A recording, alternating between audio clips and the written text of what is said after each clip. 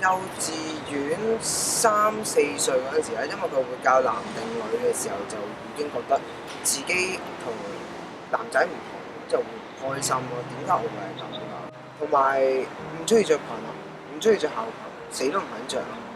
即係幼稚園冇得揀啦，就小學嘅時候有得自己去攞乜嘢衫嚟着嘅時候，就一定係着 P 衫啦。罰啊，其實佢都係由缺點變小個，小個變大個，都唔理，都要繼續着。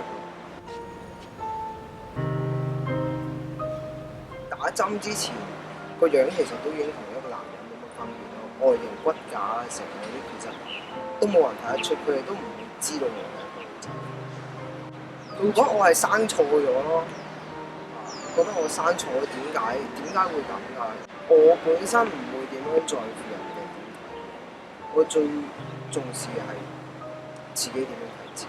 如果連我自己都認同唔到自己嘅時候，唔好奢望人哋去認同自己。話説嗰一次咧，我啱啱入到份新工啦，之後開始講一啲關於自己嘅嘢啦。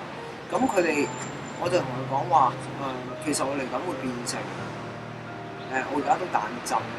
跟住之後佢咧就問我一個問題啦，好地地一個男仔點解要變做女仔啊？